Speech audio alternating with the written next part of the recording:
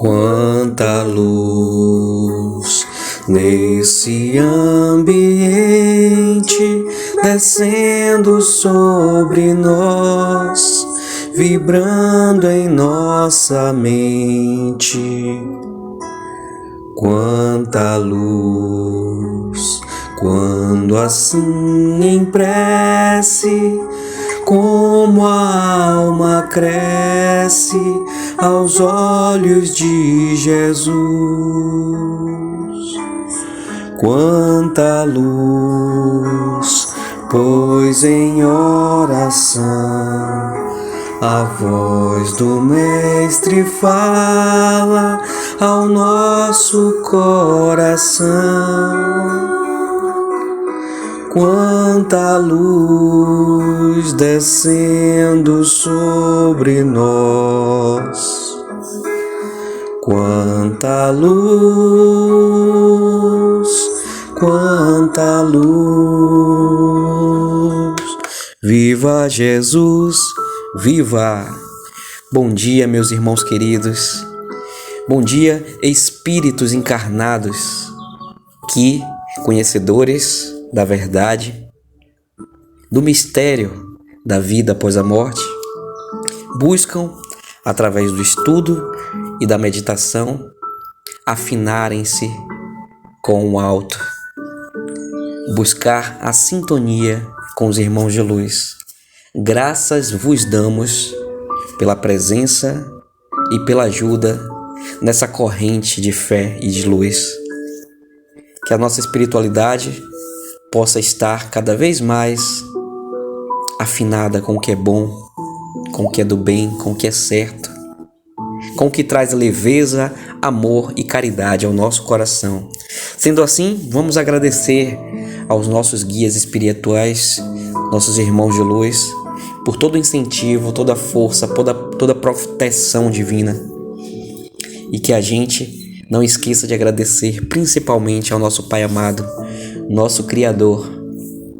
E através desse sentimento bonito de gratidão, que a gente possa pedir a Ele: Pai, fazei de nós cada vez mais e melhor ferramentas Tuas a serviço do amor, da verdade, da bondade, da justiça, da alegria e da caridade, que assim seja.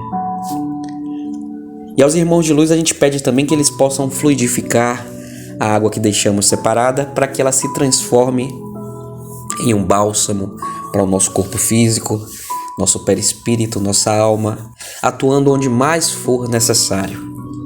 E que ao ingerir essa água a gente também possa mentalizar nossos entes queridos, amigos, conhecidos, desafetos, pedindo por eles e para eles o que mais estiverem precisando. Abertura aleatória do Evangelho segundo o Espiritismo por Allan Kardec. Ninguém pode ver o reino de Deus senão nascer de novo.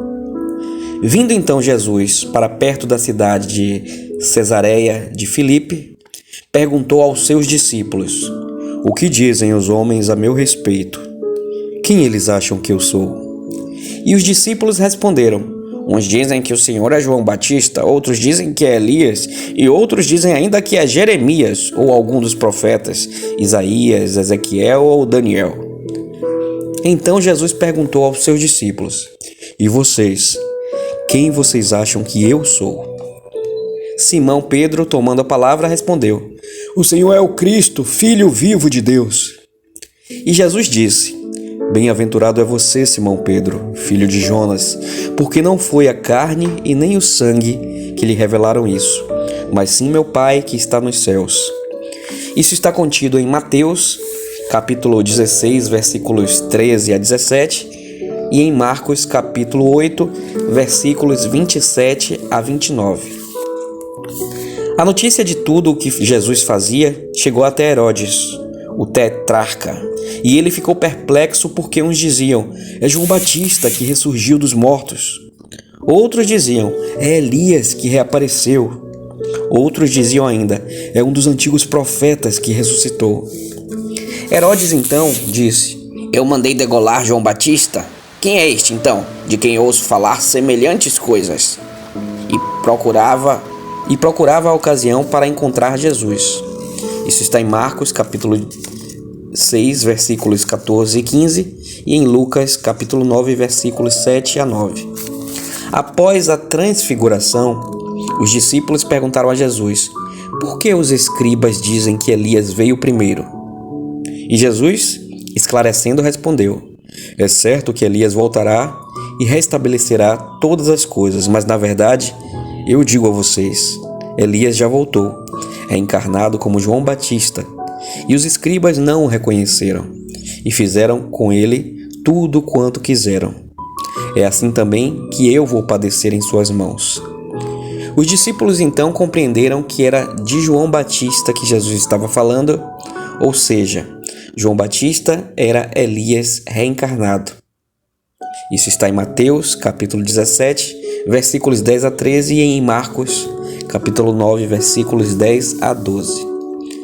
A reencarnação fazia parte dos dogmas judaicos com o nome de ressurreição. Somente os saduceus, que pensavam que tudo acabava com a morte, não acreditavam na ressurreição. As ideias dos judeus sobre este assunto e sobre vários outros ainda não eram muito claras. As noções sobre a alma e como ela se ligava ao corpo eram vagas e incompletas. Acreditavam que um homem que viveu poderia viver de novo, sem entender bem de que modo isso poderia acontecer. Chamavam de ressurreição o que o Espiritismo mais apropriadamente chama de reencarnação. A ressurreição é o retorno à vida de um corpo que já está morto, o que a ciência demonstra ser materialmente impossível, uma vez que os elementos deste corpo já estão há muito tempo desintegrados na natureza. A reencarnação é o retorno do espírito à vida corporal, mas em outro corpo. Esse outro corpo, que é formado pelos pais atuais, nada tem em comum com o corpo anterior, já desintegrado. A palavra ressurreição poderia ser aplicada a Lázaro, que entrou em estado de letargia, mas não a Elias e nem aos profetas, pois estes já haviam desencarnados. Os judeus possuíam a crença de que João Batista era Elias, mas o corpo de João não podia ser o de Elias. João tinha sido visto desde criança e todos sabiam quem era seu pai e sua mãe.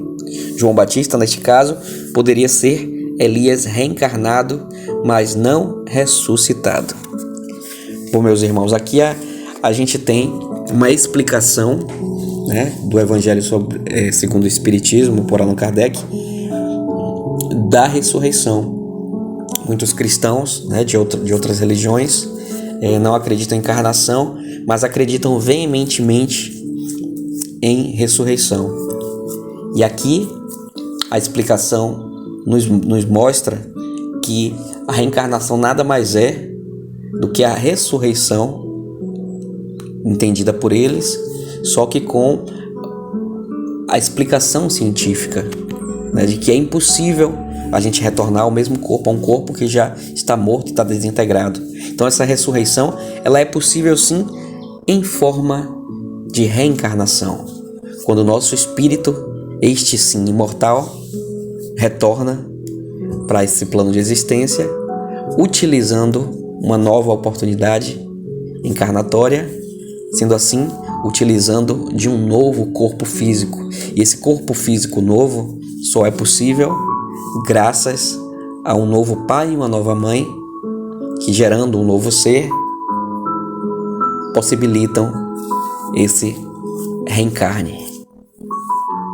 A todos vocês, o meu carinho, o meu abraço e desejo forte e sincero de que o dia de hoje seja lindo e leve para todos nós e que a gente faça valer essa ressurreição, essa reencarnação atual, utilizando as nossas oportunidades todas para trabalhar nossos erros, para ampliarmos nosso senso moral, para fazermos o bem, sermos bons, dividirmos com o mundo e com os nossos irmãos, os de sangue e os não de sangue, os somente de espírito, a nossa sabedoria, o nosso afeto, a nossa alegria, a nossa caridade, que assim seja.